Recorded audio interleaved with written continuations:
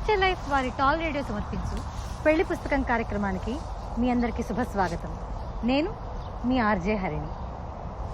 ఒక సంసారం సక్రమంగా సాగాలంటే భార్యాభర్తలిద్దరూ వారి వారి పాత్రలను సరిగ్గా పోషించాలి. అంటే ఎలా అంటారా? ఏముందండి, ఇది మనందరం చిన్నప్పటి నుంచి మన ఇళ్లలో చూస్తున్నది. నాన్నేమో ఒక ఇల్లు నడవడానికి కావాల్సిన ప్రతి చిన్న విభాగానికి సంబంధించి ఎలాంటి ఖర్చులుంటాయి, వాటి కోసం ఎంత సంపాదించాలి అనే దాని గురించి ఒక బడ్జెట్ని సెట్ చేసుకుని దానికి అనుగుణంగా ముందుకు సాగిపోతూ ఉంటారు. ఇక అమ్మంటారా, పై వ్యవహారం అన్నమాట. అంటే నాన్న తెచ్చిన సంపాదనని ఎప్పుడు ఎలా ఖర్చు పెట్టాలి అనేది నిర్ణయించుకుంటూ డిస్ట్రిబ్యూట్ చేసుకుంటూ పోతుంది. ఇప్పుడు నేను చెప్పిన విషయం వినడానికి ఒకే రకంగా ఉన్నా రెండిటికి ఎలక్ట్రానిక్స్ ఇంజనీరింగ్, ఎలక్ట్రికల్ ఇంజనీరింగ్కి ఉన్నంత తేడా ఉంది. దీనిని బట్టి ఇవాల్టి మన జంట గురించి మీకు కొంత అభిప్రాయం ఏదో కలిగే ఉంటుంది కదా. నిజమే, ఇవాళ మనం కలవబోయేది శ్రీ నరసింహశాస్త్రి ద్వివేదుల, శ్రీమతి వెంకట సుబ్బలక్ష్మి ద్వివేదుల. వీరిద్దరిలో ఆయనేమో ఎలక్ట్రానిక్స్ ఇంజనీర్, అంటే చిన్న చిన్న సర్క్యూట్స్ మీద కాన్సన్ట్రేషన్ ఎక్కువ అన్నమాట.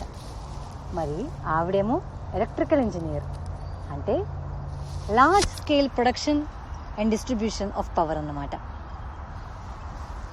మానవ సేవే మాధవ సేవగా నమ్మే ఈ జంట గురించి, వారి 42 ఏళ్ల వైవాహిక జీవితంలోని ప్రొఫెషనల్ అండ్ పర్సనల్ ఎక్స్పీరియన్సెస్ గురించి తెలుసుకోవాలంటే ఇవాల్టి ఈ కార్యక్రమం మీరందరూ చూడాల్సిందే. మరి ఇంకెందుకు ఆలస్యం, వారి పెళ్లి పుస్తకంలోని పేజీలని వారితో కలిసి చదువుదాం. పదండి.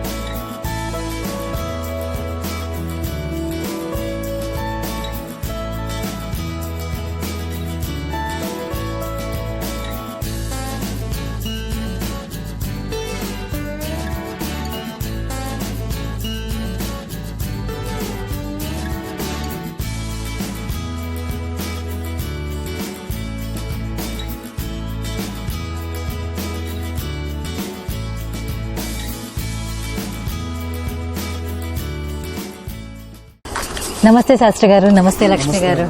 బాగున్నారా? రైట్. శాస్త్రి గారు, మా ప్రేక్షకులకి మీ బాల్యం గురించి, మీ విద్యాభ్యాసం గురించి కాస్త వివరంగా. నేను పుట్టింది రాయగడ అని చెప్పేసి ఒరిస్సాలో అన్నమాట.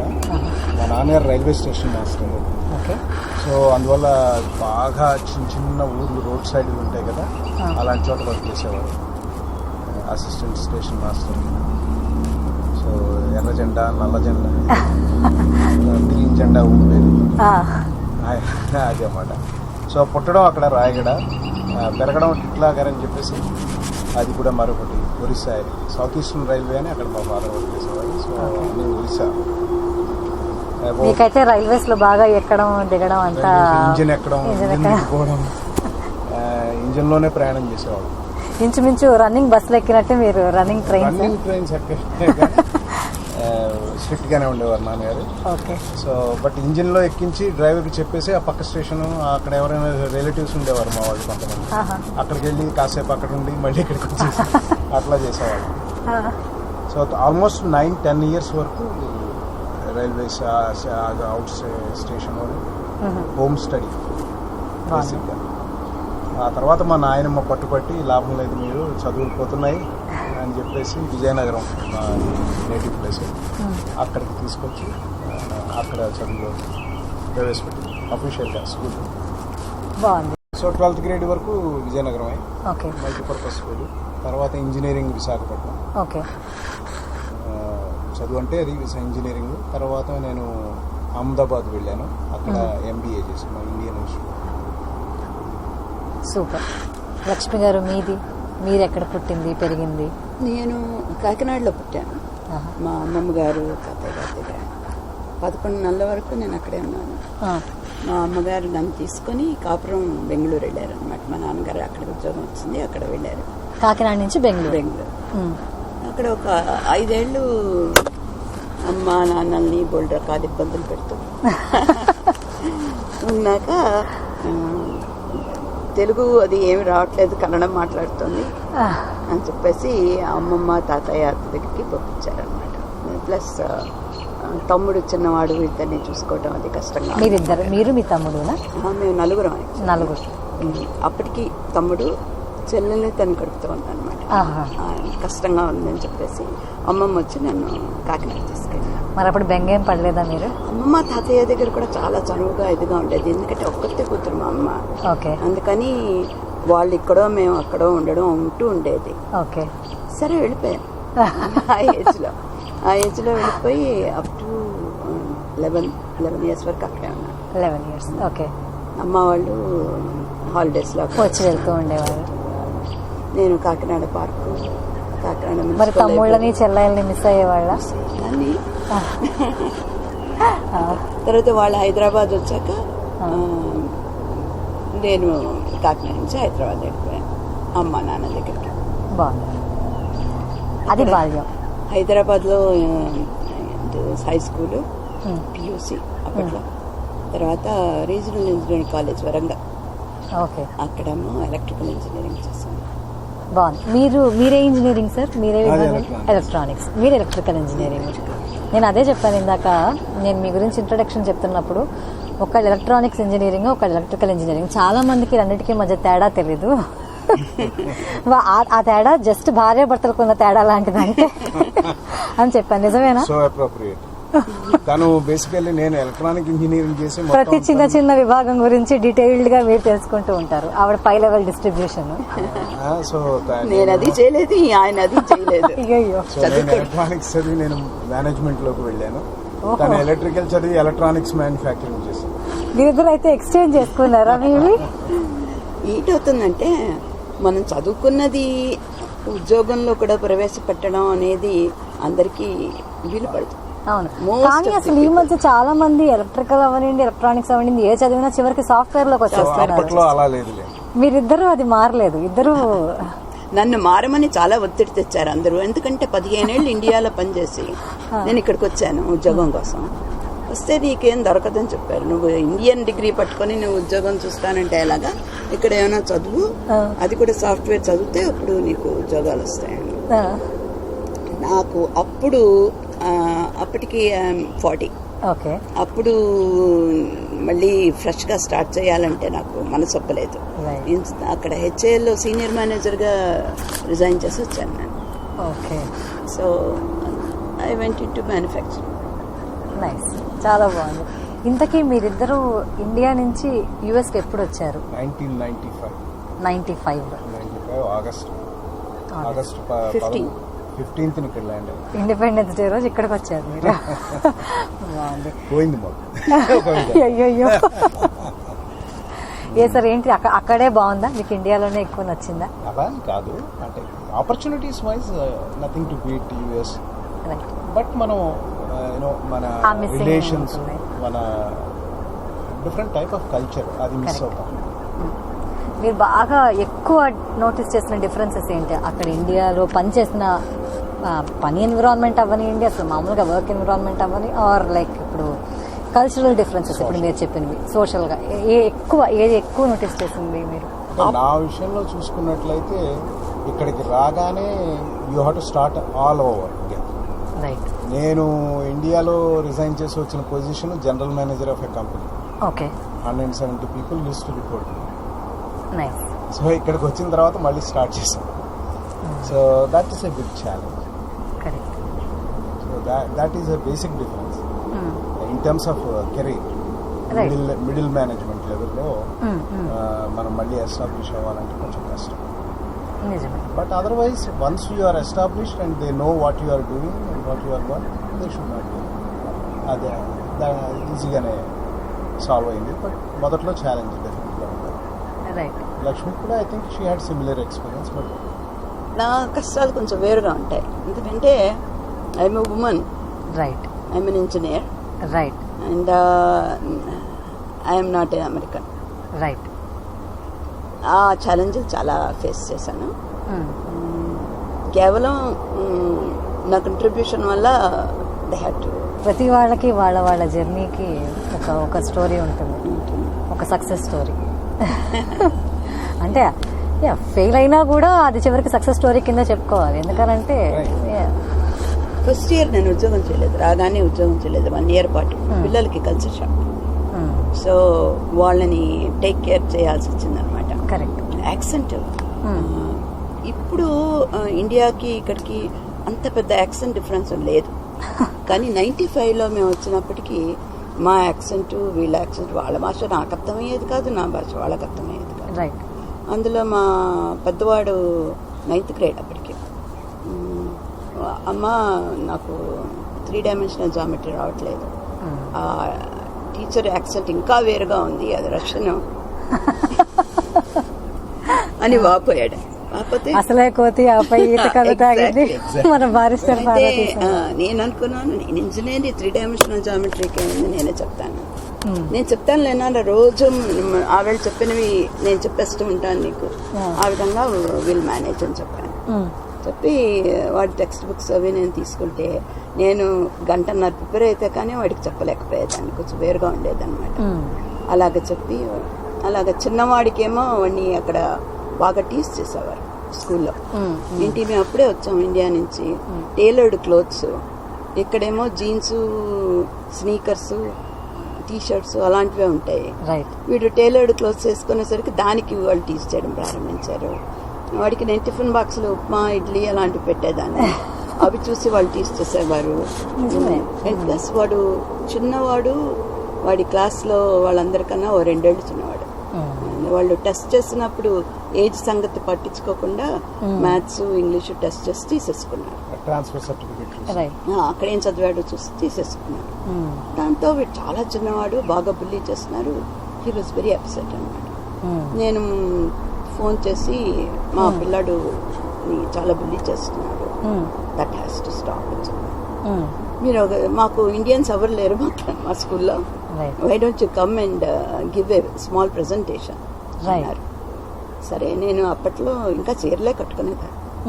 చీర కట్టుకుని ఒక చీర పట్టుకొని మళ్ళీ నా చీరను విక్రిస్తారేమో అని ఒక చీర పట్టుకొని కొంచెం జంతికలు ఇంట్లో చేసిన అవి పెట్టుకొని వెళ్ళాను.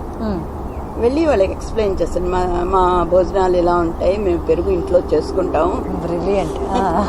ఇదే వాళ్ళు ఆల్రెడీ పాపం అక్కడ ఒక బ్లాక్ బోర్డు, ఒక మ్యాప్, ఒక గ్లోబు అన్ని పెట్టి చేశారు.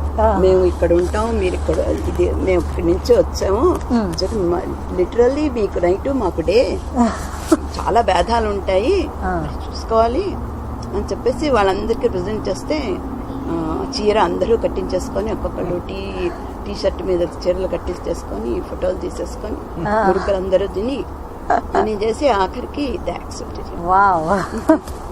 అలాగా it was a challenge. Adjusting ఇప్పటికి తగ్గిందేమో గానీ ఇప్పటికీ అడపా స్కూల్లో ఈ బులింగ్ అనేది ఇప్పుడు మనకి బాక్స్ అవి తీసుకెళ్తే ఇదేంటిది, మన ఈ ఫుడ్ ఏంటి, ఆ ఫుడ్ ఏంటి అనేది చాలా మట్టుకు కూడా they are seeing lot of people కదా. రైట్. అందువల్ల కొంచెం సంఖ్య పెరగడం వల్ల మనకి కొంచెం అలవాటు పడ్డారు వాళ్ళు కూడా. వాళ్ళు అలవాటు పడ్డారు. ప్లస్ మన వాళ్ళు కూడా ఇప్పుడు డ్రెస్సింగ్ అయితేనేంటి యూ కాంట్ రియల్లీ, మన వాళ్ళకి చాలా సులువులేండి ఇలాంటివన్నీ. మనం ఆ స్విఫ్టే అదుకుపోము, మనకి ఇట్లా చెప్పాలంటే ఓకే మార్చేద్దాం, దాందే ఉంది, మనం ముందుంటాం మారిపోవడానికి. అదే ఇప్పుడు అదే కంప్లైంట్ ఇప్పుడు ఇండియాలో కూడా. మీరు ఇప్పుడు ఇందాక అన్నారు ఒక మాట, యాక్సెంట్ డిఫరెన్స్ ఎక్కువ ఉండట్లేదు అని. అది ఒక రకంగా ఇక్కడికి రావాలనుకునే వాళ్ళకి మంచిదే. ఇప్పుడు ఇండియా నుంచి యుఎస్కి రావాలి అనుకునే వాళ్ళకి యాక్సెంట్ డిఫరెన్స్ లేకపోవడం ఎక్కువ మంచిదే, పర్వాలేదు. కానీ అక్కడే ఉంటున్న వాళ్ళకి తెలుగే రావట్లా. That's a sad thing. నేను పెద్ద విచారించలేదు. నేను చాలా రెసిస్ట్ చేశాను అమెరికా రావడం గురించి. మా ఆయన పాపం ఎప్పుడూ వచ్చేద్దాం అనుకున్నారు. సో నా రెసిస్టెన్స్ ఆఖరికి వేరౌట్ అయిందనమాట. ఆ టైం 95కి 79లో మా మ్యారేజ్ అయింది. 95కి వేరౌట్ అయ్యాను. అబ్బా, మీరు చాలా టైం గట్టిగా కృషి చేసి ఆపారా? సో తర్వాత మీకు ఓపిక క్షీణించింది, ఎక్కడైతే అదిలే పదండి. అది పిల్లలకి ఏంటి ఈ రిజర్వేషన్స్ దీంట్లో దాంట్లో మంచి ఛాన్సులు అవి దొరుకుతాయో లేదో వాళ్ళ ఫ్యూచర్ నామూలంగా దెబ్బతింటుందని చెప్పేసి. అప్పటికి పిల్లలు ఏ గ్రేడ్ లో ఉన్నారు మీరు ఇక్కడికి వచ్చేటప్పటికి? 9th, 5th. 9th, 5th.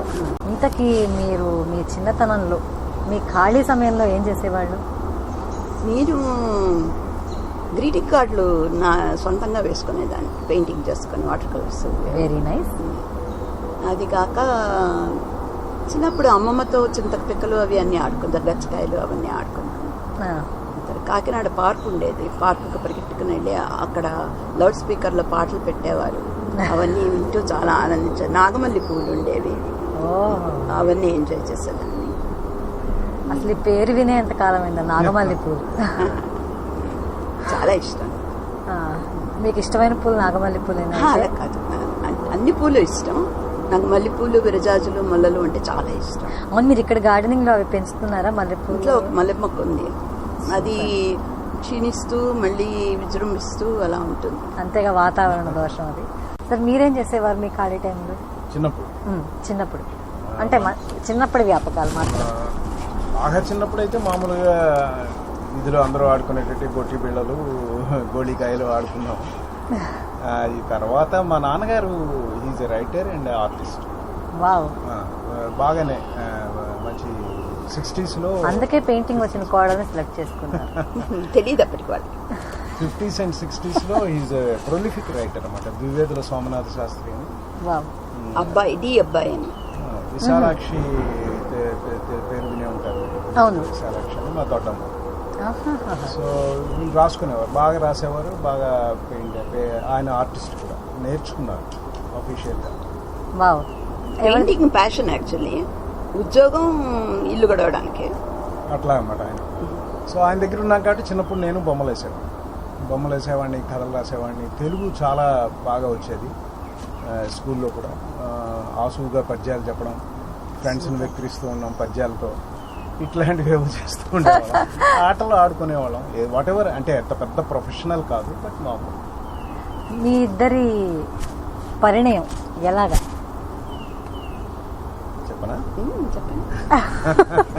సరే, 42 ఏళ్ళు అయిందా ఇప్పుడు మీది పెళ్ళయి? 42 years. అయినా కూడా మీ పర్మిషన్ అడుగుతున్నారు చెప్పనా అని ఆయన. అదేం లేదులేండి. చెప్పండి సార్. సో బేసిక్గా నేను హైదరాబాద్ వచ్చాను నా MBA తర్వాత. MBA అయిపోయిన తర్వాత హైదరాబాద్లో ఫస్ట్ డిపార్ట్మెంట్ ఆఫ్ స్పేస్లో వర్క్ చేశాను, ప్రాజెక్ట్. సో అది చేసినప్పుడు మా క్యాంపస్ ఎలా ఉండేదంటే, లక్ష్మేమో HALలో వర్క్ చేశాడు ఆ పక్కనే. ఓకే. HAL వాళ్ళని వీళ్ళు మా డిపార్ట్మెంట్ ఆఫ్ స్పేస్ వాళ్ళు రిక్వెస్ట్ చేస్తే ఓ చిన్న పోర్షన్ వాళ్ళు ఇచ్చారు ల్యాండ్. ఓహో. ఆ ల్యాండ్లో 2 బిల్డింగ్లు కట్టుకొని మా NRSA అని నేషనల్ రిమోట్ సెన్సింగ్ ఏజెన్సీ, అది అక్కడ స్టార్ట్ అయింది. నైస్. నేను జాయిన్ అయ్యేటప్పుడు నేను one of the very very early employees. Okay. So Secunderabad దగ్గర ఆఫీస్ ఉంది, అక్కడి నుంచి స్కూటర్ మీద వెళ్ళి ఇంకా లారీలు, బురద, ఆ స్టేజ్ నుంచి NRSAలో ఉండేవాళ్ళం అనమాట. తను HALలో వర్క్ చేసేది, నాకు తెలియదు ఆబ్వియస్లీ.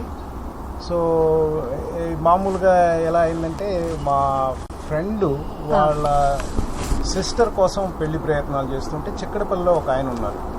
ఆయన ఏంటంటే రిజిస్టర్ మెయింటైన్ చేస్తారు. ఓకే. ఆ రిజిస్టర్ మెయింటైన్ చేస్తూ ఉంటే ఈయన వెళ్ళి వాళ్ళ సిస్టర్ కోసం పెళ్లి ప్రయత్నాలు చేస్తూ ఉంటే అతను అన్నట్టు, మీరు ఇప్పుడు నువ్వు ఏమోని ఆ అబ్బాయిల కోసం వెతికేటప్పుడు మీ ఫ్రెండ్స్ అందరివి వాళ్ళ పేర్లు రాయొచ్చు కదా అంటే అతను రాసి పెట్టాడు నా పేరు. సో వీళ్ళ నాన్నగారు వెళ్ళి చూశారు. That is how we started. వాళ్ళ నాన్నగారు చూసి వచ్చి దెన్ అప్పట్లో మీరందరూ మంచి పిల్లలు సార్. ఎంక్వైరీ ఆ ఫ్రెండ్ డైరెక్ట్ గా మీకే చెప్పచ్చు కదా, నా చెల్లెలు ఉందిరా అని. అట్లా కాకుండా వెళ్ళి రిజిస్టర్ లో పేరు రాసి వచ్చాడు. సో తను ఎంక్వైరీ చేస్తే మా నాన్నగారిని కలిసి అట్లాగే arranged marriage. But it is also different type of marriage అన్నమాట. అంటే అన్నీ అయిపోయింది, నచ్చింది అని చెప్పేసి మా నాన్నగారు హ్యాపీగా ఏదో ముహూర్తం పెట్టిద్దామని తన జాతకం తీసుకుని అక్కడ మా శాస్త్రులు ఉన్నాడు, ఆయనేమో ఓ 2 పేజీలు టావుల నిండా రాసి వీళ్ళిద్దరికి శస్త్రాష్టకం అస్సలు పడదు, నేనైతే ముహూర్తం పెట్టినాను. నాది మా ఆయన అలాగే చింపేశారు. అంటే ఆయన పాపం అన్రిజర్వ్డ్ కంపార్ట్మెంట్ లో రైల్వే అయ్యాను కాబట్టి ఎలాగో అలాగ మేనేజ్ చేసి పరిగెట్టుకు వచ్చారు మళ్ళీ హైదరాబాద్. ఇదేమిట్రా ఇలాగా మనం అసలు ఓకే ఏమిటి అందులోని, ఎక్కడ మూలలో ఉన్న వాళ్ళు ఎవరు పోతారు వీళ్ళు వాళ్ళు అలాంటివి ఏం లేదు కదా, మా ఇద్దరికే కదా పడదు. So rest B assured. నేను లక్ష్మి కాల్ చేసి కనుక్కుంటానని వాళ్ళ ఆఫీస్కి కాల్ చేశాను. కాల్ చేసి మనం కలవాలి ఎక్కడైనా ఇద్దరు అంటే వాళ్ళ కొలీగ్ అక్కడ హెచ్ఏఎల్ క్వార్టర్స్లోనే అక్కడ కలిస్తే ఇలా ఉందంటే నీకేమైనా అభ్యంతరం ఉంటే నేను I will say yes, but నీకు అభ్యంతరం లేకపోతే I want to move forward. తను నాకేమో మాత్రం మనం మేనేజ్ చేసుకోలేమా, కొంచెం బుర్ర ఉంది కదా, బుర్రలు ఉన్నాయి కదా, వీళ్ళు మేనేజ్ అని చెప్పేసి. అంటే మీరు వాళ్ళు అలా చెప్పినా ముందుకు వెళ్ళారు అని అంటే మీకు ఆవిడ నచ్చేసింది మీకు, ఆవిడ అప్పటికే మీకు అంతేగా. ఈ స్క్రిప్ట్ లేదు సార్ సినిమాలో కూడా ఇప్పటిదాకా లేదు చేస్తున్నారు. అంటే ఏ స్క్రిప్ట్ లేదనంటే ఇప్పుడు అదే ఫ్రెండ్ సహజంగా చెల్లెలు ఉంది కానీ డైరెక్ట్ గా చెప్పేయడం ఉంది కానీ అసలు వెళ్ళి రిజిస్టర్ లో సంబంధం లేదు. ఫ్రెండ్ తో పాటు ఈయన కూడా వెళ్ళారు. ఓకే, హైదరాబాద్ వెళ్ళలేదు, నేను వెళ్ళా, ఆయనే రాశారు రిజిస్టర్ లో, వీళ్ళ ఫ్రెండ్ రాస్తారు. అదే అంటున్నా, అలా కాకుండా డైరెక్ట్ గా చెప్పి ఉండొచ్చుగా, ఉన్నారని చెప్పి పేరు రాయడం. వీళ్ళ ఫ్రెండ్ కి నాకు ఏం సంబంధం లేదు. ఓహోహో, ఆ రిజిస్టర్ పట్టుకుని ఆ రిజిస్టర్ మా నాన్నగారు చూడడం ఆయన. గాట్ ఇట్, నేనే కన్ఫ్యూజ్ అయ్యా. అది రిజిస్టర్ బేసిక్ గా ఏంటంటే for the people who for the benefit of the community. ఆయన లెక్చరర్, ఆయన హాబీ కింద ఇచ్చేస్తుంటారు. అదే అదే ఇప్పుడు మనకి ఈ పెళ్లిళ్ళకి మ్యారేజ్ బ్యూరోస్ వచ్చినట్టు same formula, free. Right right right, బాగుంది. అట్లాగా పెళ్లి అయిపోయింది. ఇంతకీ ఆయన ఆ జ్యోతిషుడు ఆ జాతకం చెప్పినట్టు మీరిద్దరు అట్లా అసలు జుట్టు పట్టుకుని కొట్టుకునే రోజు లాంటివి ఏమన్నా వచ్చాయా జీవితంలో? ఉంటాం అప్పటికి ఇప్పటికి. అంటే మామూలుగా కొట్టుకోవడం అనేది అందరం కొట్టుకుంటాం. ఆయన అసలు చిచ్చి నేను పెట్టను, ముహూర్తమే పెట్టను అన్న స్థాయికి కొట్టుకున్నది మరీ అంత కోపం వస్తే ఇంకో రూమ్ లోకి వెళ్ళిపోతాం. అందుకే 1-2 రూమ్లు ఇల్లు తీసుకోవాలి లైఫ్ లో. I mean understanding and love I think overcomes all this. ఇంకోటి ఏంటంటే మా జనరేషన్ స్పెసిఫికల్లీ అట్లీస్ట్ పురాతన భావాలు ఉన్న ట్రెడిషనల్ భావాలు ఉన్న వాళ్ళు ఒకసారి అయ్యిందంటే పెళ్ళయ్యాక ఏంటంటే చావైనా బతికైనా కలిసే మనం ఇంకా అంతే, మనమే చూసుకోవాలి. మీరు ఆ పాట పాడారే తమిళం పాట, అలాగా ఏ పాట పాడాను? ఉన్నై కాణాద కన్న రైట్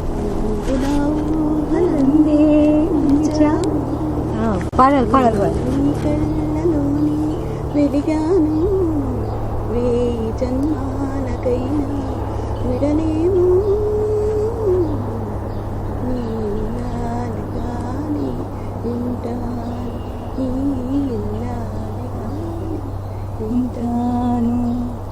సూపర్ సార్, మీకు డెడికేట్ చేసేసారు పాట. మరి మీరేం చేస్తున్నారు మా లక్ష్మి గారికి పాట? నేనా? అది పాట పాడితే చాలా అన్యాయంగా మీరు పారిపోతారు. ఎందుకు పారిపోతాం చెప్పండి. 42 మా కాలేజీ వాళ్ళు మా క్లాస్మేట్స్ మేము ఈ మిలన్ అని once in while Sundays Zoom call చేసుకుంటాం, పాటలు అవి పాడుకుంటాం. ఇప్పటికి ఇప్పుడే ఈ మధ్య లాక్డౌన్ లో 1 year అయింది. కోవిడ్ చేసిన మంచి పనుల్లో ఒకటి. అయితే ఈయన పాడమని ఫోర్స్ చేశారు. నేను పాపం ట్రాక్ పెట్టుకొని ఒక పాట పాడాను. ఓకే, పాడితే అది వినిపించారు. ఇస్తే సార్ మీరు పెయింటింగ్ బాపు బొమ్మలు వేసుకోవడంలోకి వెళ్ళిపోండి అని చెప్పారు వాళ్ళు. అవును, ఇంతకీ మీరు ఆవిడ ఒక బొమ్మగా ఎదురైనా వేశారా? లేదండి. అదేంటి సార్ మీరు అంత బాగా బాపు బొమ్మలు వేశాను కదా, అది ఆవిడకి డెడికేట్ చేశారా? బాపు బొమ్మలా ఉంటుంది అనుకుంటే సరిపోదా? సరే పోన్లేండి. ఇంతకీ మరి ఒక పాట కనులు కనులలో పాట అది నాకు చాలా ఇష్టం. కనులు కనులతో కలబడితే ఆ తగవుకు ఫలమేమి. ఏ కలలే పాడాలి ఇద్దరు పాడాలి. ఆ నా కలలో నీవి కనబడితే ఆ చొరవకు బలమేమి. మరులే మరుల మనసులో స్థిరపడితే ఆపై జరిగేదేమి. మనువై ఇద్దరు ఒకటైతే ఆ మనుగడ తీరే. సంసారం అది మా అంతవరకు పాడగలను. సూపర్. ఎప్పుడు ఇద్దరిలో ఒకళ్ళు సరిగ్గా పాడలేకపోయినా రెండో వాళ్ళు బాగా పాడుతున్నారు అనుకోండి, మన ఫ్లా కవర్ అయిపోతుంది సార్, ప్రాబ్లమే లేదు. జస్ట్ జీవితం లాగానే. ఇంతకీ మీరు ఇంత బాగా పాడుతున్నారు కదా పాటలు గారు. అయ్యో నిజంగా బాగా పాడుతున్నారు. మీరు చిన్నప్పటి నుంచి బాగా పాడేదాన్ని.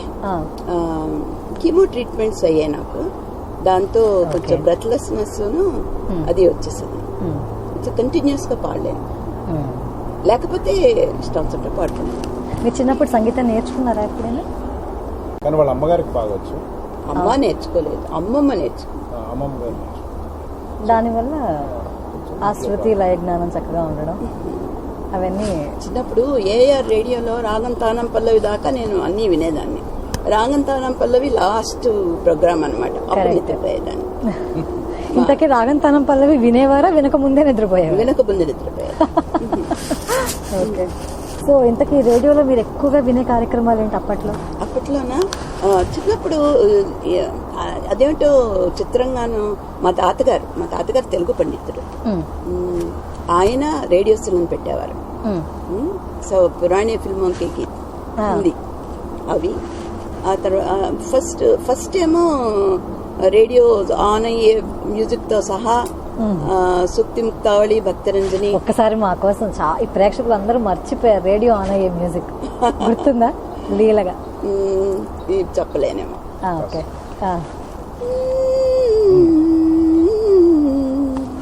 రైట్, అలా ఉంది, కరెక్ట్.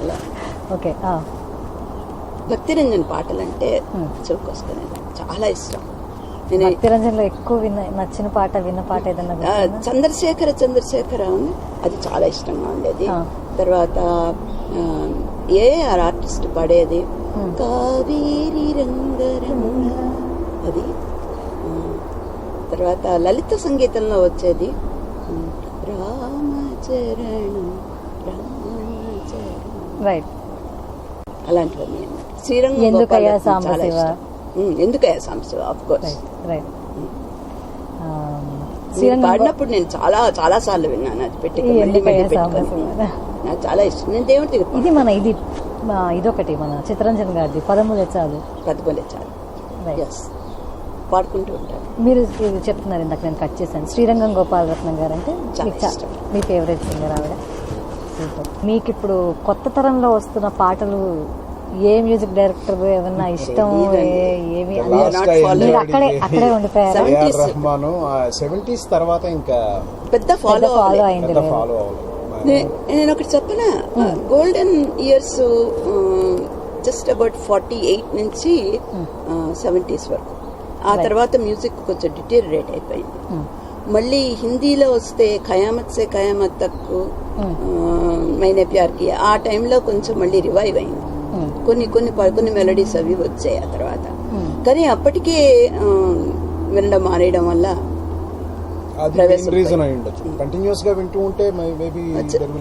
ఫెమిలియారిటీ వల్ల కొంచెం తెలుస్తుంది. ఇప్పుడు కొత్తవి వింటూ ఉంటే పెద్ద ఇంట్రెస్ట్ ఉండడం లేదు.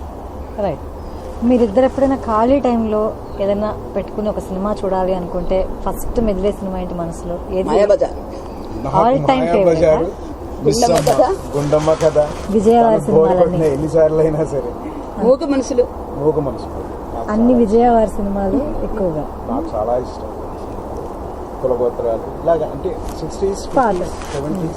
బట్ క్షణం for example is another one beautiful movie. కొంచెం కొత్తగా వచ్చారు, కొంచెం కొత్తగా వచ్చారు, మీకు పాతనే అది. సో బట్ అంతకన్నా ఈ మధ్య రామరాజ్యం అదే అవి నేను చూసాం పుట్టింది ఏదో 90లో పేరుకైనా నేను చూసేవి అవేనండి. కానీ రామరాజ్యం ఇవి అవి చూసాము, చూడలేదని కాదు, అందరూ బాగుందని రికమెండ్ చేస్తే రైట్. వెళ్తాం, వెళ్ళి చూస్తాం, కానీ మా not many. Me favourite actor మరి అప్పట్లో? నాకు ఫేవరెట్ యాక్టర్ అంటూ ఏం పెద్ద లేదు, ఇద్దరివి సినిమా చూసాను. బాగుంటే చాలు. సినిమా బాగుంటే ఇద్దరివి చూసాను. మా తమ్ముళ్ళకి వాళ్ళకి ఫేవరెట్ ఉండేవారు, కొట్టుకుంటూ ఉండేవారు. కానీ అవును, మీరెంతమంది ఇంతకి? మేము నలుగురం, ఉన్నారు. నేను పెద్దవాడిని, లక్ష్మి కూడా వాళ్ళ ఇంట్లో తనే పెద్ద. పెద్ద. సో నాకు ఇద్దరు తమ్ముళ్ళు, ఒక చెల్లి. నాకు అంతే. ఇద్దరు తమ్ముళ్ళు ఒక చెల్లెలు. కొంచెం సీక్వెన్స్ తేడా. అదే ఆవిడకి తమ్ముడు చెల్లెలు తమ్ముడు అనుకుంటా, అంతేనా? ఇంతకీ మరి మీకు ఇష్టమైన సంగీత దర్శకుడు అప్పట్లో ఎట్లాగో ఇప్పట్లో మీరు ఎక్కువ ఫాలో అవ్వట్లేదు? తనకి ఎస్ ఫేవరెట్ డైరెక్టర్, మ్యూజిక్ డైరెక్టర్? ఓ, మీకు ఎక్కువ హిందీ మ్యూజికే ఇష్టమా? ఎక్కువ హిందీ అంటే ఏమైందంటే తగ్గిపోయింది. ఒకసారి వచ్చేసాక హైదరాబాద్ వచ్చేసిన తర్వాత తెలుగు మ్యూజిక్ అది స్కూల్కి వెళ్ళిపోవడం, ఇంట్లో వినడం తగ్గిపోయింది. తెలుగు మ్యూజిక్లో ఏంటంటే సంగీత దర్శకులు వాళ్ళ పేర్లు అవన్నీ ఏమి పెద్ద చెప్పేవారు కదా అప్పట్లో. నాకు చాలా పాటలు చాలా రకాలుగా ఇష్టం. ఎస్ జానకి పాటలు కొన్ని, అప్పట్లో ఎస్ జానకి ఇంకా పైకి రాకముందే నాకు చాలా ఇష్టమైన పాటలు ఉండేవి ఆవిడవి. అలాగే ఇంకా కొన్ని ఏమంటారు అంటే జానపద చిత్రాల్లో గీతాలు చాలా నచ్చేవి. సో మీ ఫేవరెట్ జోనరా జానపద చిత్రాలు? కాదు, అంటే చూడాలని ఉండేది కానీ తీరా చూస్తూ ఉంటే కొంచెం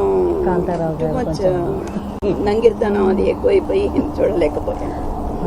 మీరు విన్నారా రామచిలుక తెలుపవే ప్రేమ ఏమిటో అని ఒక పాట? ఏ సినిమాలో? ప్రతిజ్ఞాపాలన. అసలు నాకు ఆ సినిమానే తెలియదు. ఎంత అంటే ఆ పాట ఎంత అలా రేడియోలో అక్కడ లౌడ్ స్పీకర్ లో వచ్చేది అనమాట కాకినాడలో, అందుకని నాకు అది చాలా ఇష్టం. ఒక్క లైన్, రామచిలుక తెలుపవే ప్రేమిటో. ఏ పాట తెలుసు, సినిమా పేరు చెప్పి కన్ఫ్యూజ్ అయ్యా. ఆ పాట చాలా ఇష్టంగా ఉండేది. బహుశా మ్యూజిక్ డైరెక్టర్లు వాళ్ళు అందరూ పెద్ద మంచి వాళ్ళు కాకపోవచ్చు, కానీ అందులో చిలక పాడుతుంది అనమాట ఏదో, అందుకని అందులో రెండు విషయాలు ఆవిడకి చాలా నచ్చాయి. ఒకటి చిలక పాడింది, రెండోది వాళ్ళ లౌడ్ స్పీకర్ లో వచ్చింది. రైట్. అంటే మనకు ఉంటే మనకి చిన్న చిన్న జ్ఞాపకాలు, గుర్తులు, అది ఏదో మనకి నచ్చుతుంది. నిజంగా పాటే అవ్వక్కర్లా, అందులో నుంచి వస్తున్న ఆ అంబియన్స్ ఏదో ఒకటి. చదువుతున్నప్పుడు మాకు ఒక బ్లాక్ లో పెద్ద లౌడ్ స్పీకర్ లో సాయంత్రం అరగంట గంట పాటలు పెట్టేవారు. సో అందరూ బాల్కనీ మీదకి ఎక్కిపోయి ఆ పాటలు విన్నాం. షోలే బాగా గుర్తుండిపోయింది, అందుకే షోలేలో పాటలు. ఇంతకే షోలే సినిమా ఇష్టమా లేదా? So beautiful. సో హిందీలో మీకు ఇష్టమైన యాక్టర్? నాకు సంజీవ్ కుమార్ ఇష్టం, మనోజ్ కుమార్ ఇష్టం, వాళ్ళిద్దరు నాకు ఇష్టం. రాజ్ కపూర్ సినిమాలు కూడా ఐ లైక్. ఏదైనా రాజ్ కపూర్ పాట మీరిద్దరు కలిసి పాడతారా?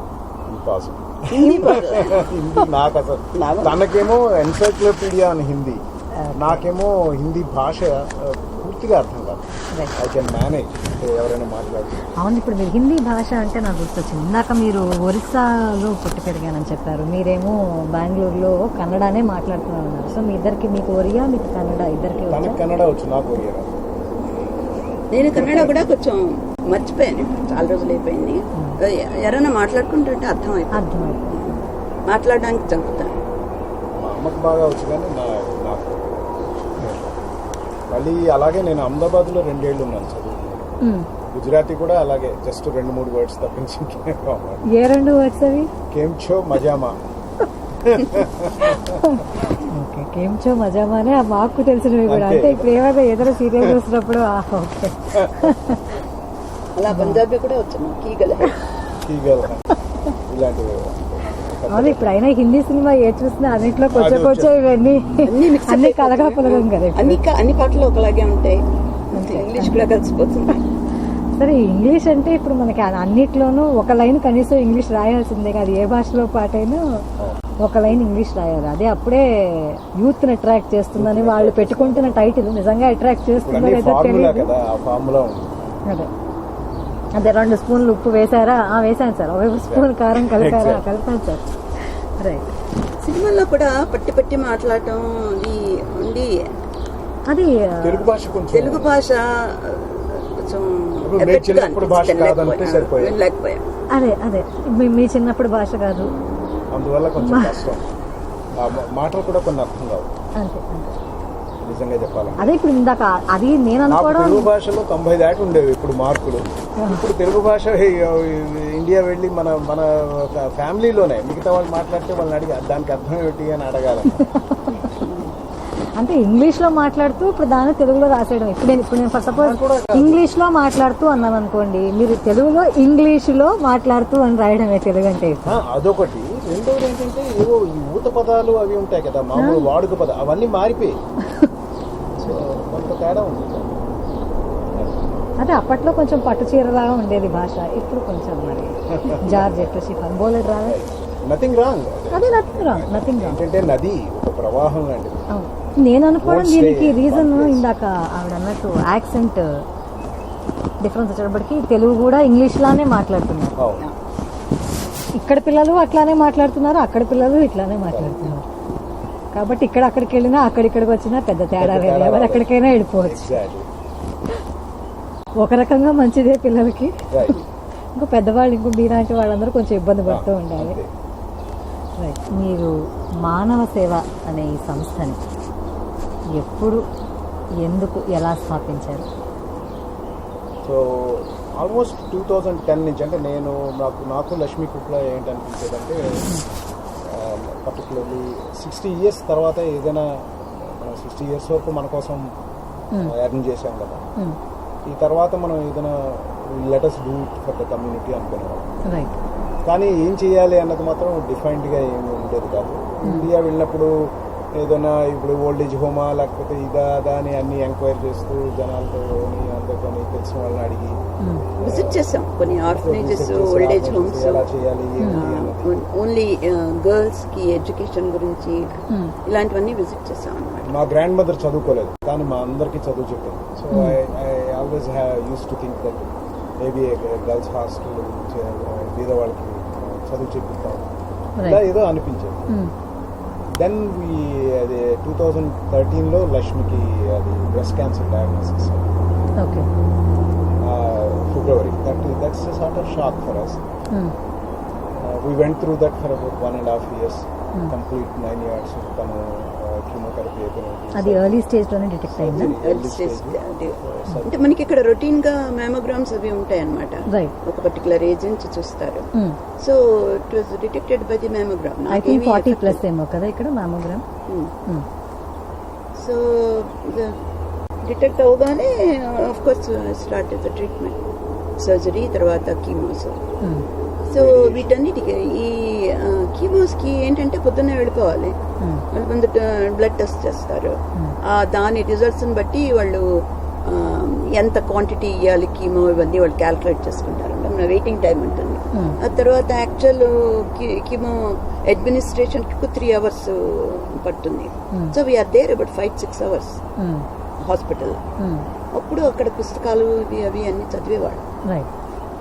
మాకు అసలు క్యాన్సర్ అంటే ఏమీ తెలియదు. క్యాన్సర్ అంటే ఏదో ఎవరికో వేరే వాళ్ళకి వస్తుంది, మనకి కాదు అన్నట్టు. వీఆర్ టోటలీ ఇగ్నోరెంట్ అనమాట. సో అవేర్నెస్ మేము తెచ్చుకున్నాం. మాకు దాంతో మాకు అర్థమైంది ఏంటంటే early detection is the best key for good quality of life. ఇండియాలో ఏమో మా అమ్మగారు అప్పటి వరకు ఒక్క మెమోగ్రామ్ చేసుకోలేదు. ఏంటి ఎడ్యుకేటెడ్, హైదరాబాద్ లో ఉంటూ nothing. Same thing is true with lot of people. So ఇండియాలో ఇప్పటికి అప్పట్లో 2013లో కూడా చూస్తున్నట్లయితే అవేర్నెస్ అర్బన్ ఏరియాస్ లో ఏమైనా కాస్తుందేమో, because of the people flocking around here, then telling to their parents, mothers and sisters. But if you just leave the అంటే urban area వదిలేసి విలేజ్ అన్నదానికి వెళ్తే అసలు absolutely no awareness, no preventive care. Preventive care అన్నది అసలు లేనే లేదు. నేను ఎంక్వైరీ చేస్తే అప్పుడు చాలా సర్ప్రైజింగ్గా ఫస్ట్ టైం ఆ తర్వాత మేము వెళ్ళినప్పుడు ఈవెన్ మ్యామోగ్రామ్ డయాగ్నోస్టిక్ సెంటర్లో మ్యామోగ్రామ్ అనేది లేదు ఎక్కడ. అంటే వాళ్ళు ఏంటంటే ఇట్స్ నాట్ ఫీజిబుల్ అండి, ఇది లాభదాయకం కాదని చెప్పేసి that's what they told. At district head quarters లెవెల్లో డయాగ్నోస్టిక్ సెంటర్లు మిగతావన్నీ ఉంటాయి కానీ మ్యామోగ్రామ్ ఉండదు. Feasible. Because it's not business wise it is not ఎవరు రారు.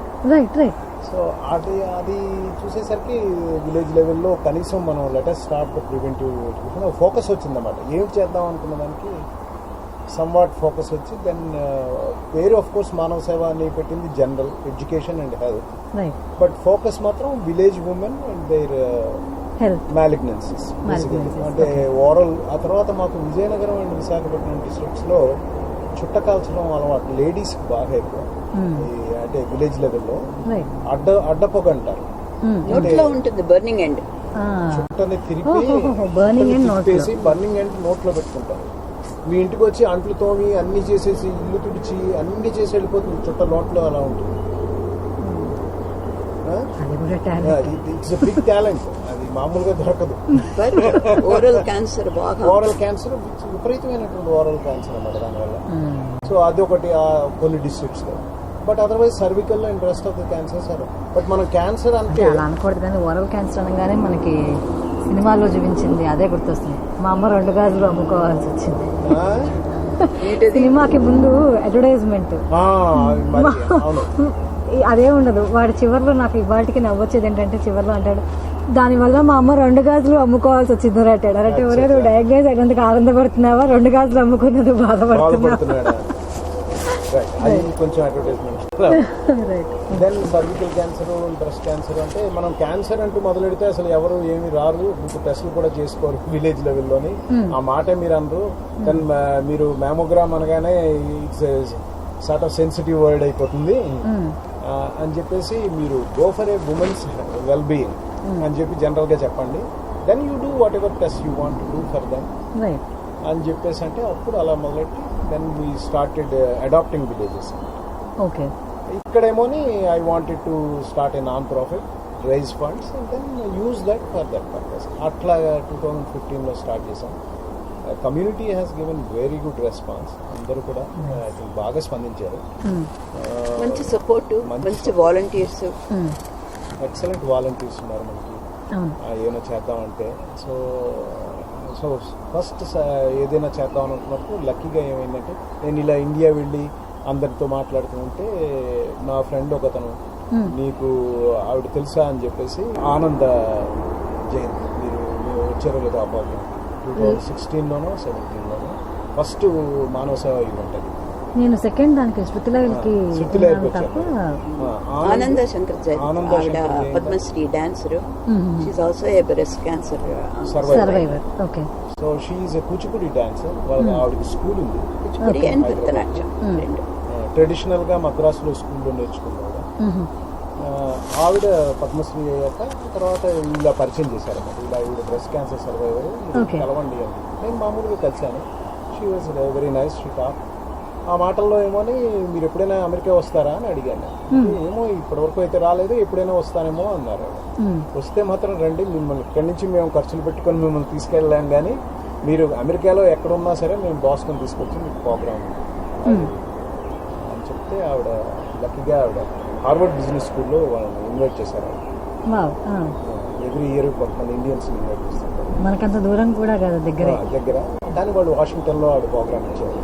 సో అక్కడి నుంచి తీసుకొచ్చి that was a grand success. అందరూ కూడా బాగా అప్రిషియేట్ చేశారు. అప్పటి నుంచి ఏడాదికి ఒకటి చేద్దామని ప్రయత్నం చేస్తున్నాం. ఆ టైంలోనే ఫండ్స్ రైజ్ చేస్తాం. ప్లస్ ద్వివేదుల ఫౌండేషన్ అని మా ఓన్ ఫౌండేషన్ ట్రస్ట్ పెట్టాను. సో దాంట్లో నుంచి substantial funds we wanted to bring that as an institute అన్నమాట. అంటే ఇప్పుడు శంకర్ నేత్రాలయ ఇలాంటి లెవెల్లో దాన్ని ఒక స్టేజ్కి తీసుకొచ్చి కొంత ఇన్ఫ్రాస్ట్రక్చర్ ఇండియాలో 2 చోట్ల ఆఫీస్ లెవెల్లోని అలా పెట్టి వదిలేద్దాం అనుకుంటే ఎండోమెంట్ అది పెట్టేసి దట్ ఈస్ వాట్ ఆశయం. రైట్ నౌ ఇంకా పెద్ద ఇన్ఫ్రాస్ట్రక్చర్ లేదు, కానీ that is how it started. అంటే ప్రేరణ ఈ వెంట్ త్రూ ద కాబట్టి. రైట్. పైగా ఇప్పుడు క్యాన్సర్ లాంటివి ఏంటంటే, అంటే ఒకప్పుడు అట్లీస్ట్ అంటే అవి ప్రతి వాళ్ళకి రావు కదా, ఏదో చేస్తేనే వస్తాయి. అదే స్మోక్ చేస్తే, డ్రింక్ చేస్తేనే వస్తాయి, వేసుకుంటేనే ఏమీ చేయకుండా అసలు పారాసెటమాల్ వేసుకోవడానికి కూడా నేను చాలా అదే చేసేవాడు. మనకెందుకు వస్తుంది, రా మెటీరియల్ నుంచి కుక్ చేసుకుంటాం. కానీ ఈ మధ్య అదే క్యాన్సర్ నాకు జలుబు వచ్చిందండి అన్నట్టు నలుగురిలో ఒకళ్ళకి అయ్యో నాకు క్యాన్సర్ అండి అన్నట్టు అయిపోయింది. అయితే 1 out of 8 people women are having cancer. అదే 8 మందిలో ఒకళ్ళకి వెళ్ళి ఆవిడకి క్యాన్సర్ నుంచి అది మనకి తెలియకపోయినా లైఫ్ స్టైల్ చేంజ్ అయిపోయింది. రైట్. మనం తినే పదార్థాలు అయితేనేంటి, మనం వండుకునే పదార్థాలు, అవి పెరిగేటువంటి ఫెర్టిలైజర్స్, రైట్. మనం అలాగే వండుకుంటున్న అన్నేళ్ల తరబడి అది పెరుగుతున్న విధానం అవనివ్వండి, వాతావరణం అవనివ్వండి, అన్నీ మారిపోయాయి. రైట్. సో అది మానవ సేవ. So slowly we will expand to, ప్రస్తుతానికైతే ఓవర్ హెడ్స్ లేకుండా చేస్తున్నాం. బట్ సమ్ అందరూ వాలంటీర్స్ తోటి then we will expand it చేసి కొంచెం ఉమెన్స్ ఎడ్యుకేషన్ వైపు కూడా దాన్ని ఎక్స్పాండ్ చేద్దాం. Education okay. ఇప్పటిదాకా ఎన్ని గ్రామాల వరకు అట్లాగా మీరు తీసుకున్నారు? 6-7 గ్రామాలు అడాప్ట్ చేశాం. ఫస్ట్ విజయనగరం దగ్గర ఉన్న విలేజెస్, మెయిన్గా విజయనగరం, విశాఖపట్నం, ఎందుకంటే that is the place where I know many people. అక్కడ మనకి గ్రౌండ్ వాలంటీర్స్ దొరుకుతారు. లక్ష్మి వాళ్ళ కాలేజ్ ఆర్ఈసీ వరంగల్ వాళ్ళు మేము కూడా చేస్తాము అంటే అప్పుడు వరంగల్ దగ్గర ఒక విలేజ్ తీసుకున్నాం, పెద్దపహాడ్. ఆ విలేజ్ లో చేసాం. దెన్ మొన్న ఈ మధ్యనే గలావిల్లి అని చెప్పేసి శ్రీకాకుళం డిస్ట్రిక్ట్ లో వాళ్ళు పిలిస్తే అక్కడికి వెళ్ళి మాట్లాడాము. తర్వాత ఉద్దండపురం అని చెప్పేసి ఎలమంచిల దగ్గర ఒక విలేజ్, విజయనగరం దగ్గర ఒక 2 విలేజ్లు, ఇట్లాగా ఒక 6 విలేజెస్ అయితే ఉన్నాయి. ఇంకా కొన్ని ప్లాన్స్ ఉన్నాయి. ఈ లోపల కోవిడ్ వచ్చింది. కోవిడ్ ముందు మేము 2019 ఎండ్లో వెళ్ళాము ఇండియా. వెళ్ళి అసలు చాలా మందితో మాట్లాడి దగ్గర 4-5 విలేజెస్ సైన్ అప్ చేద్దామని అనుకుని అన్ని చేసుకొని February 2020లో వచ్చాము. మార్చిలో స్టార్ట్ అయింది. Now you cannot do any camps. మీరిద్దరు కలిసి వెళ్ళారా ఇండియాకి? అంటే మా మదరు ఫాదర్ కొంచెం పెద్దవాళ్ళు అవుతారని చెప్పేసి ఆల్మోస్ట్ ఎవ్రీ ఇయర్ ట్వైస్ వెళ్తారు. లేకపోతే 4-5 ఏళ్ళుగా, అంటే ఈ కోవిడ్ వల్ల మానేసాం, కానీ లేకపోతే వెళ్ళి 3 నెలలు వింటర్లో వెళ్ళి నవంబర్ డిసెంబర్లో వెళ్ళి ఫిబ్రవరి వరకు వెళ్ళేస్తాం. లక్ష్మి గారు, మీరు ఇంకా ఇప్పుడు పని చేస్తున్నారా ఇక్కడ యూఎస్? లేదు, 17 ఎండ్లో మానేసాను. 2017 ఎండ్లో. అప్పుడు ఆఖరిగా ఎక్కడ పనిచేస్తారు? ఇక్కడ యాంఫినాల్ అని, ఒకప్పుడు టెరడైన్ అని ఉండేది, దాన్ని యాంఫినాల్ కొనేసాక యాంఫినాల్ అన్నమాట, అందులో పనిచేస్తాను. Retired as a product manager, global product manager. China and Mexico 2 కూడా మేనేజ్ చేసేది ఇక్కడ. అవును, మీరు ఉద్యోగ రీత్యా వేరే వేరే దేశాలు ఏమైనా తిరగాల్సి వచ్చింది? మెక్సికోలో చైనా వెళ్తుండేదాన్ని రెగ్యులర్గా. మరి అట్లా వేరే దేశాలు ఏదైనా వెళ్ళినప్పుడు మనకి, అంటే ఇప్పుడు అంటే సరే కొంచెం ఏదన్నా మేనేజ్ చేసుకోవచ్చు, అప్పట్లో మీరు అట్లా వెళ్ళినప్పుడు మీకు భోజనానికి అది ఇబ్బంది ఏమన్నా? అయ్యో, భోజనానికి ఎప్పుడు ఇబ్బంది.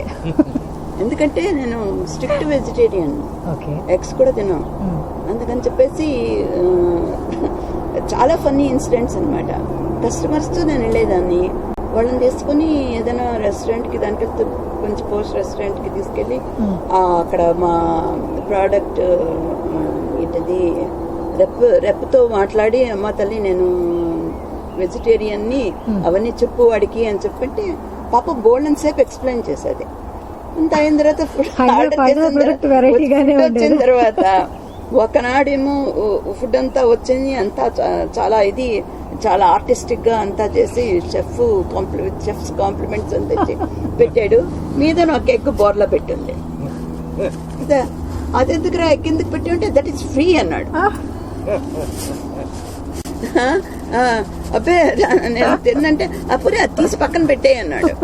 అదైపోయింది. ఇంకోసారి అంతా వచ్చేసింది ఫుడ్. నాకు సస్పిషన్ అనమాట, ముందు అన్ని చూసుకునేదాన్ని. ఏదో చిన్న రెడ్ లిటిల్ స్ట్రింగ్స్ లాంటిది ఏదో కనబడితే ఇదేమిటి అని అడిగాను. అడిగితే ఆ అమ్మాయి చెప్పింది దట్ లుక్స్ లైక్ బేకన్ అంది. మరి అదేమిటిది అన్నాను. ఏమి తినకుండానే నేను ముందు ఎగ్జామిన్ చేసుకునేదాన్ని అనమాట. మళ్ళీ వాడిని పిలిచి వచ్చేస్తే that is only for flavour, so good అని చెప్పాడు అనమాట. అదైపోయింది. అదే ప్రతిసారి ఎప్పుడూ అర్థాకలతోనే ఉండేదాన్ని నేను అక్కడ. అదే వాళ్ళు ఇచ్చే ఏ టీయో ఏదో, లేకపోతే డెజర్ట్ ఫ్రూట్స్, బనానా అలాంటివి ఉండేవి, అవి తినేసి. చైనాలో మట్టుకు మారియా చాలా కష్టం. మెక్సికోలో కొంత నయం. సబ్వే మనం ఎవరైనా చైనా గురించి, ఆహార అలవాట్ల గురించి మాట్లాడలేము. ఒకసారి ఏమైందంటే 3 వారాలు చైనాలో ఉండి వచ్చాను అనమాట. ఎక్స్పీరియన్స్ అన్నీ వచ్చాను. నేను వచ్చేసరికి ఈయన ఇండియా వెళ్ళాల్సి వచ్చింది. ఇండియా వెళ్ళిపోయారు. నేను ఎంటీ హౌస్కి వచ్చాను అనమాట. ఇంటికి వచ్చి ఏదో ఆపగా వండుకొని చైనా నుంచి ఎక్కడికి యూఎస్కి వచ్చారా? ఇండియాకి. యూఎస్కి వచ్చేసిన తర్వాత ఒకనాడు కూర్చొని మంచాను చెట్లాగు ఇది అది వర్క్ అంతా చేసుకుని కూర్చొని అన్నం తింటున్నాను. అన్నం తింటూ గబుక్కొని షాక్ అయిపోయి ఆగిపోయింది. తినేస్తున్నాను, ఏమిటి ఎర్రగా ఉందని. ఆ తర్వాత ఏమో నా జ్ఞాపకం నేనే కదా చేసుకున్నాను టమాటా పప్పు. అంత సైకలాజికల్ గా అంత ఎఫెక్ట్ అవుతుంది అనమాట. అమ్మా నువ్వు వచ్చి నేనేమో బుక్ చేసాను టికెట్లు సియాట్లు అని మా పెద్ద అబ్బాయి. ఓ వారం రోజులు ఉండిరా, అప్పటికి నాన్న వచ్చేస్తారు. అప్పటికి పిల్లలిద్దరూ ఉద్యోగాల్లోకి వెళ్ళిపోయాక ఈ ఎక్స్పీరియన్స్ ఈ మధ్యనే 2012 లాగా 11. అందుకే కొంచెం చైనీస్ మెక్సికన్ భాషలు కూడా ఏమైనా వచ్చాయా? మెక్సికో చైనా లాగా ఉంటుంది. రాత్రి అప్పుడు 10 గంటలకి నాకు కాన్ఫరెన్స్ కాల్స్ అవుతూ ఉండేవి. ఎలా అర్థం అవుతుందని ఎవరైనా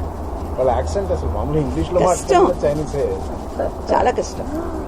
వాళ్ళతో ఫిజికల్ గా మాట్లాడి వాళ్ళ మొహాలు చూసి అన్ని చేసిన తర్వాత ఫోన్ లో మాట్లాడితే కూడా కొంచెం అర్థం అవడం ప్రారంభిస్తుంది అనమాట. లేకపోతే చాలా కష్టం. ఇంతకీ అలా మీరేమైనా తిరిగి వేరే వేరే దేశాలు తిరిగి ఉన్నాయి ఉద్యోగ రీత్యా? నేను మిడిల్ ఈస్ట్ లో వర్క్ చేశాను. మిడిల్ ఈస్ట్ లో షేక్ అంటే మన పక్కా షేక్ కే నేను వర్క్ చేశాను. నేను మేనేజర్ కింద అక్కడ ఆయన కంపెనీని నేను మేనేజ్ చేశాను. మస్కట్ అది టేబుల్ కుర్చీల దగ్గర నుంచి కొని కంపెనీ స్టార్ట్ చేసి ఫ్యాక్స్ మెషిన్ స్టార్ట్ చేసి అక్కడి నుంచి ఆ కంపెనీని స్టార్ట్ చేసి ఒక ఫ్యూ మిలియన్స్ వరకు పెంచి 14 ఎంప్లాయీస్ ఉండేవారు. ఆ టైంకి నేను వచ్చాను. Sheikh is a very nice గా. అక్కడ ఏంటంటే ప్రాక్టికల్గా కొంచెం మంచి పొజిషన్స్లో ఉన్న వాళ్ళందరూ అక్కడ కింగ్కి రిలేటివ్ ఏదో డిస్టెన్స్. సో ఇక్కడ కూడా రాయల్ వాళ్ళ ప్యాలెస్ ఒకసారి మా పిల్లలిద్దరూ మనం ఎప్పుడైనా దర్బార్కి వెళ్తూ ఉండేవాడు. అది వాడు చూపిస్తూ ఉండేవాడు అన్నమాట. కింగ్ వాళ్ళు మిగతా వాళ్ళందరూ మనం ఎప్పుడైనా వెళ్ళొచ్చా అని అడిగేవారు. ప్యాలెస్ కి తీసుకెళ్ళాం కానీ దూరం నుంచి చూపించాం. అంటే కాబూస్ ని చూస్తాము అనేవారు. చాలా ఇష్టం. ఇంతకీ మీ పెళ్లి ఏ ఊళ్ళో అయిందో అడగడం మర్చిపోయాను నేను. హైదరాబాద్లో. మీరు కాకినాడలో పెరిగారు కదా, మీకు హైదరాబాద్ లో డిఫరెన్స్ ఏమైనా అనిపించేది? చాలా తేడా అనిపించింది. కాకినాడలో ఉండేదాన్ని, హైదరాబాద్ వచ్చాను. హైదరాబాద్ వచ్చిన వారం రోజులకి మా అమ్మకి కంప్లైంట్ చేశాను నేను, రాములమ్మని మాన్పించేయాలి అని. పదమ్మాయి అనమాట. ఏమైంది, శుభ్రంగా చేస్తుంది కదే అంటే, అలా కాదు నాన్ననేమో వచ్చాడు వెళ్ళిండు వచ్చిండు ఇలా మాట్లాడి రెస్పెక్ట్ లేదు అసలు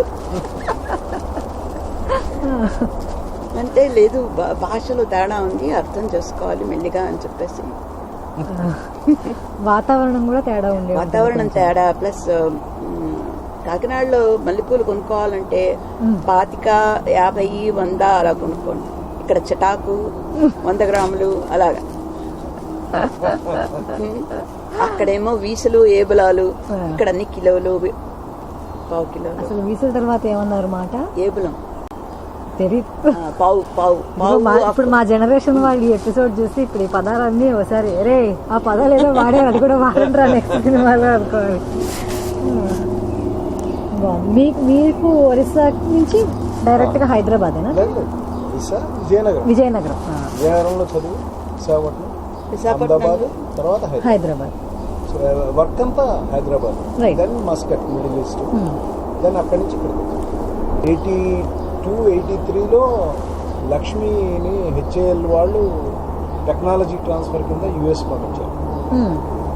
తను అక్కడ deputy manager engineering, Phoenix Arizona. Sperry Flight Systems అని అక్కడ ఒక 3 months ఒక 3 products కి టెక్నాలజీ ట్రాన్స్ఫర్ అనమాట. ముందు మీరు కొంతకాలం ఇక్కడ పనిచేస్తారు. 3 నెలలు వచ్చారు. అప్పుడు నేను వస్తే కానీ తను వెళ్ళినా అంటే అప్పుడు నా సొంత డబ్బులు పెట్టుకొని ఉన్నవాడిని నేను. అప్పుడు ఇప్పటికీ అంతే తేడా ఏం లేదు. వచ్చి డాలర్ రేటు మారింది కానీ ఖర్చు అంతే. సో వచ్చాను 3 నెలలు సెలవు పెట్టుకొని అక్కడ వచ్చి ఇక్కడ ఉండే అంటే that is a different story అనుకోండి. నేను ప్రామిస్ చేశాను అనమాట, ఆదిత్యని తీసుకొస్తాను పెద్దవాడిని, 2 ఏళ్ళు వాడు. 2 ఏళ్ళు వాడు. వాడిని తీసుకొచ్చి వాడిని బేబీ సిట్ చేస్తాను అని చెప్పేసి ప్రామిస్ మీద తను వెళ్ళింది. తను వెళ్ళిన తర్వాత అప్పుడు కమ్యూనికేషన్ 82, 83 అంటే కంప్లీట్లీ డిఫరెంట్. రాత్రల్లా హైదరాబాద్ జీపీఓలో బుక్ చేస్తే ట్రంకాలు తెల్లారుజామున ఎప్పుడో అరిచి గీ పెడితే అపార్ట్మెంట్ దొరికింది రా అన్నది మాత్రమే అర్థమైంది. మొత్తం అంతటికి ట్రంకాలు. మా జనరేషన్ కి ట్రంకాలే తెలియదు రైట్. మేము అప్పుడు ఇంకా ట్రంక్ కాల్ లాభం లేదని చెప్పేసి టెలెక్స్ మెషిన్ అని ఒకటి ఉండేది. ఆ టెలెక్స్ మెషిన్ లోనే కమ్యూనికేషన్ ఉండేది. ఆఫీస్ వాళ్ళు పాపం టెలెక్స్ మెషిన్ లో మెసేజ్ వస్తే నాకు ఇచ్చేవారు. సో టెలిగ్రామ్ లాంటిది. సో ఇవన్నీ అనేసరికి ఇంకా నేను మా అమ్మ దగ్గర మా ఆదిత్యను వదిలేసి నేను తనకి చెప్పకుండా సర్ప్రైజ్ గా బయలుదేరాను. అది మీకు షాక్? ఆవిడ ఆదిత్యం మాట్లాడలేదు ఇంకా. అదే అప్పట్లో ఏంటి సెల్ ఫోన్స్ అవి ఏం లేవు కదా. ఆయనకి తెలిసిందల్లా రాయల్ షూట్స్, గ్లెండేల్ ఆ ఊరి పేరు అంతే. ఎయిర్పోర్ట్ లో దిగి ట్యూలిప్స్ బంచ్ పట్టుకున్నారు నా కోసం, నెదర్లాండ్స్ నుంచి వచ్చారని చెప్పేసి. ట్యాక్సీ వాడిని అక్కడ తీసుకెళ్ళమంటే తీసుకెళ్తాను. ముందేమో పోలీస్ అతని దగ్గరికి వెళ్ళి ఎంత అవుతుంది ఏమిటి అని అడిగి వాడు చెప్తాడు వెళ్ళు అని చెప్పేసి వాడు చెప్తాడు. మనకు తెలియదు కనుక్కుంటే బెటర్ కదా, లేకపోతే $50 ఉన్నాయి జేబులో. అయితే వాడేమో 2 రాయల్ సూట్స్ ఉన్నాయి, ఏదన్నా దేనికి వెళ్ళాలని ఏమో ఒక దానికి తీసుకెళ్ళు, అక్కడ లేకపోతే ఇంకా. అదేమో పెద్ద కాంప్లెక్స్, మన బర్లింగ్టన్ రాయల్ అపార్ట్మెంట్స్ లాగా చాలా పెద్ద. ఎలా కొనుక్కుంటారు? చీకటి పడిపోతాం సాయంత్రం 5 ఆదివారం. అందుకని ఆఫీస్ వాళ్ళు ఎవరు ఆఖరికి నడుస్తూ లక్ష్మీ శ్రీనాథ్ గట్టిగా పిలిచి హనుమంతరావు. మీ దగ్గర చాలా స్క్రిప్ట్లు ఉన్నాయి సార్. బాల్కనీలోంచి వీళ్ళ కిటికీతో తీసి అట్లా దొరికింది. అంటే నేను అనుకున్నది ఏంటంటే మాక్సిమం మొదటి దాంట్లోనే దొరికారు ఆవిడ. ఫస్ట్ దాంట్లో వెళ్తే వాడు ఇది సీనియర్ సిటిజన్స్ ఇది, ఇందులో లాంగ్ టర్మే ఉంటారు, మీరు ఏదో 3 నెలలకి ఇలా అంటున్నారు కదా, వెనకాతల అపార్ట్మెంట్లు ఉన్నాయి. ఫోన్లేండి, మీరు అరవక ముందే చెప్పాడు వాడు. ఆఖరిని అరుపు అంటే సీనియర్ సిటిజన్స్ ఉన్న చోటకి వెళ్ళి మీరు అరిస్తే మళ్ళీ ఇప్పుడు పోలీసులు వస్తారు. అదో తలుపు తట్టేశాను ఫస్ట్. తట్టేసి మనకి ఇక్కడ సిస్టమ్ కూడా తెలియదు కదా, తలుపు తీస్తే వాళ్ళు ఏంటని అడిగితే అప్పుడు చెప్పాను, అయితే ఇక్కడ ఎవరు ఉండరు, నీకు 3 నెలలకు వచ్చేవాళ్ళు ఆ వెనకాతలు దూరంగా ఉంటాయంటే. పాపం ట్యాక్సీ వాడు మాత్రం కొస వరకు నాతో ఉన్నాడు. అంటే వస్తున్నట్టు నాకు చెప్పలేదు, సర్ప్రైజ్ చేస్తారన్నమాట. అవును, అది కాకుండా ఇంకేమైనా సర్ప్రైజ్ ఇచ్చినవి ఉన్నాయా? మీరు షాక్ అవ్వకుండా సర్ప్రైజ్ గానే ఫీల్ అయినవి? అలా అంటే ఒకసారి ఆఫీస్ వర్క్ మీద కాలిఫోర్నియా వెళ్ళాను. అప్పుడు వ్యాలంటైన్స్ డే వచ్చింది. వ్యాలంటైన్స్ డే మన పెద్ద సెలబ్రేషన్ మనకేం కాదు కదా. కానీ పాపం తను నన్ను ఎప్పుడు డిన్నర్ తీసుకెళ్లేవాడు, అంటే కోవిడ్ లేనప్పుడు. అదే పెళ్ళైనప్పటి నుంచి ఇక్కడికి వచ్చారు. ఎక్కడ కల్చర్ అక్కడ. సో ఆవేళేమో నేను వర్క్ అంతా అయిపోయిన తర్వాత రూమ్కి వస్తే వాళ్ళు ఫోన్ చేసి ఏదో ఏంటది రిసెప్షన్కి రమ్మన్నారు. రిసెప్షన్కి వెళ్తే నాకు గిఫ్ట్ బాక్స్, సిల్వర్ జ్యువెలరీ. మీకు ఇష్టమా సిల్వర్ జ్యువెలరీ అంటే? కాదు, తనకి పువ్వులు దొరకలేదు, ఫోన్ చేసి ప్రయత్నించారు, పువ్వులు దొరకలేదు, ఇంకా సిల్వర్ జ్యువెలరీ. అక్కడే బొటిక్ ఉందన్నమాట హోటల్లో, అక్కడ సర్ప్రైజ్ గానే ఫీల్ అయ్యారు. అంటే కొంతమంది షాక్ అయ్యి ఏదో దీనికి తగలేసావు డబ్బులు వచ్చి ఏం బాగుంది అసలు అని అనలేదు, అక్కడతో ఆనందం. చూడండి ఎంత బెస్ట్ కాంప్లిమెంట్. అలా ఆవిడ మీకు ఇచ్చిన సర్ప్రైజ్లు ఏమన్నా? ఒకటి మీకు బాగా గుర్తుండిపోయింది? మీకు బాగా గుర్తుండిపోయింది సర్ప్రైజ్? బేసికల్లీ సర్ప్రైజ్ అంటే తెలియనివని కాదు, అంటే ఆ క్షణంలో మనసుకి ఆనందాన్ని కలిగించింది. అదే ఎంత ఘాటు ప్రేమయో. రైట్. ఇంతకీ మరి మీరిద్దరు కలిసి ఎప్పుడైనా పాడుకునే డ్యూయెట్లు ఏమైనా ఉన్నాయా? చెప్పాను తనకి పాడడం రాదని చెప్తున్నారు కదా. మ్యారేజ్ అయిన కొత్తలో అయినా ఒక పాట కూడా పాడాడు. ఇందాక పాడాం కదా, అదే ఆ try పాటే చేశాం. ఆ పాటే. ఆ పాటే మళ్ళీ అంతే పాడిన మరి వాళ్ళు అందులో పెద్ద అక్కర్లేదు, అందుకని పాడండి అని నేను ఎంకరేజ్ చేశాను అనమాట. మీరు అలా ఎంకరేజ్ చేశారు. ఏ సంసారం అండం తక్కువ కదా, ఆ 4-5 ముక్కలు అంటే 4-5 ముక్కలు సరిపోతుంది. మిగతాది నేను అల్లేస్తాను. తర్వాత మీరు ఆ 4 పూలు విసరండి. మొన్న ఈ మధ్యన మరొక పాట కూడా పాపం ట్రై చేసావు కదా, అది అందులో ఏమీ లేదు, జస్ట్ కోసం ఏదో అంటే సరిపోతుందని కూడా అనలేదు. వాళ్ళు పాడమని గోల పెడుతూ ఉంటే జుమ్కా గిరారే పాడదాము, అప్పుడు నా ఫిర్ క్యా హువా అంటే సరిపోతుంది అని అన్నాను. అంటే అబ్బే అని అన్నారు. పోనీ మీరు పాడేసేయండి జుమ్కా గిరారే. జుమ్కా గిరారే నాకు పెద్ద ఇష్టం లేదు, కానీ ఈయన కలగా అనేది విలువైనది పాడారు ట్రాక్ తో. పాడితే మా వాళ్ళేమో బాపు బొమ్మలు వేసుకోండి అన్నారు. నిజంగానే అంత వర్స్ట్ గా పాడారా? పర్లేదు, మాకు ధైర్యం ఉంది, పాడండి సార్. లేదు అసలు వద్దా? అప్రిషియేట్ చేస్తానంటే పాడిన. అది కూడా చాలా ముఖ్యమైన. అందరం పాడేస్తే వినేవాళ్ళు ఎవరు? ఆ లెక్కలో you can put me there. Right. I'm a huge admirer of you.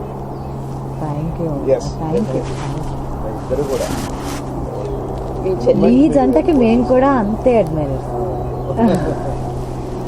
కాదు, ఇప్పుడు నేను ఇంతకీ మీకు ఇష్టమైన రంగు? రంగా చిన్నప్పుడు గులాబీ రంగు ఇష్టంగా ఉండేది, ఇప్పుడు గులాబీ. అని ఇష్టమే. మీకు? నేను మ్యారేజ్ అయిన తర్వాత చాలా మట్టుకు శారీస్ ఇవన్నీ పింక్ లేకపోతే గులాబీ కొనేవాడు. నాకు ఇష్టం ఉంది. మీ ఫేవరెట్ కలర్? బ్లూ. బ్లూ అంటే టిపికల్ మగవాళ్ళకి ఇష్టమైన. అది తెలీదు నాకు. అంటే ఇప్పుడు అప్పటికి తెలీదు. ఇప్పటికి అప్పుడు అసలు ఏమీ తెలియదు. మా అప్పుడు తెలియదు, ఇప్పుడు జనరేషన్ చెప్తుంటేనే మస్కట్ లో మాకేంటంటే as a manager when you go they you can furnish your house అన్నమాట. వాడు ఇస్తాడు అలవెన్స్. సో నేను పిల్లలకి బెడ్రూమ్ లోని వాటిలో అన్ని పింకే కంప్లీట్ గా, ఇద్దరు అబ్బాయిలకి. నేను ఇప్పుడు ఎప్పుడైనా నా కూతురుతో నాకు ఇష్టమైన కలర్ బ్లూ అని చెప్పాను అనుకోండి, అమ్మా but you can't like it అమ్మా, అది అబ్బాయిలకి ఇష్టమైన కలర్ అంటుంది. అదే వాళ్ళు అలా ఉంటారు, ముందే ప్రీసెట్. అదే ప్రీసెట్. నేను అదే అంటే ఎవడే చెప్పింది నీకు అబ్బాయిలకి ఇష్టమైన colour? Pink. I challenge you to I dare you to wear pink అంటుంది. అదే ఎవరో చెప్పింది నీకు అంటుంటారు నా కూతుర్ని. ఇంతకీ లక్ష్మి గారు చేసే వంటల్లో మీకు చాలా ఇష్టమైనది ఏంటి? నాకు ట్రెడిషనల్ ఇష్టం, పచ్చళ్ళు ఇష్టం. రోటి పచ్చళ్ళ, కటికి పచ్చపప్పు పచ్చడి, కందిపప్పు పచ్చడి, ఇలాంటివి ఇష్టం. అలాగే ఆవు పెట్టి ఉన్న కూరలు ఇష్టం. సో తను బాగా చేస్తాను. మీరు కూడా ఎప్పుడైనా చేయడం లాంటివి? పాటల్లాగే. అంతేనా? ఇంకా నేను మహా అయితే సరదాకి చేసినవి కూడా. టీ కాఫీ పెట్టగలను. అప్పుడు టీ పెట్టగలను. లక్ష్మి గారికి వంటలో బాగుండనప్పుడు ఏమన్నా ప్రయత్నం చేసిన వంటలు చేస్తాను. ఇది ఒకటి తను అక్కడ దూరం నుంచి ఏవో చెప్తూ ఉంటుంది. కొంచెం అది చాలా సింపుల్. ఏమైనా బెండకాయ వేపుడు, బెండకాయ అలాంటి స్టర్ ఫ్రై చేసేస్తారు. స్టర్ ఫ్రై. మీకు ఇద్దరు పిల్లలు కదా సార్? ఇద్దరు యుఎస్ లోనే సెటిల్. పెద్దవాడేమో సియాటిల్లో ఉన్నాడు, చిన్నవాడు ఇక్కడే వాళ్తాం దగ్గర ఉంటాడు. ఇంతకే మీకు చాలా ఇష్టమైన సింగర్ ఎవరు? అంటే బాలసరస్వతీదేవి ఇష్టం, లీలా పి లీలా చాలా ఇష్టం. బాలసరస్వతీదేవి గారి పాటల్లో మీకు ఇట్లా గుర్తొచ్చే పాట ఇదే నల్లనివాడ. మరి ఇంకా ఒక లైన్, నల్లివాడ నీ గొల్ల కన్నెను పిల్లన బ్రోదు నా యుల్లమురంజిల్లగా టడంటంటం నల్లివాడ. సూపర్. ఇంకొకటి లీలా గారు అన్నారు కదా? లీలా గారు ఇష్టం. బాలసరస్వతీదేవి గారివి అన్నీ ఇష్టమే నాకు. గోపాల కృష్ణుడు నల్లన గోగులములో పాలు తెల్లన గాలి నీలో నీళ్ళు చల్లన పాట పాడి నా గుండె చల్లన గోపాల కృష్ణుడు నల్లన ఓదునే ఊయల. అందాల రాజా పాడుదే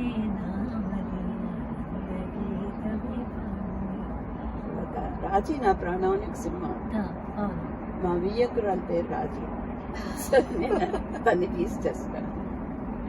అందులో ఈ పాట ఏంటంటే మల్లె పూలు మల్లె పూలు కలువ పూలు కావాలా ఎన్నెన్నో మన్నె మన్నె పూలు చిన్నారి కన్నె పూలు ఏవైనా కావాలా అమ్మా కనులు చూడనివమ్మా వలపులు ఆడనివమ్మా అమ్మా కొనరా. సో మీరు ఇంకా ఇలాగే ఇంకొంతకాలం ఆనందంగా 100 ఏళ్ల దాకా ప్రశాంతంగా ఏ కష్టాలు లేకుండా పక్క వాళ్ళకి సహాయం చేస్తూ మీరు అనుకున్న మీ ఆశయం ఏదైతే ఉందో మానవ సేవది అది నిర్విఘ్నంగా అలాగే కొనసాగాలని మనస్ఫూర్తిగా కోరుకుంటూ టాల్ రేడియో తరపున ఇంత చక్కటి ఇంటర్వ్యూ మాకు ఇచ్చినందుకు thank you so much sir. Thank you. Thank you sir. Thank you.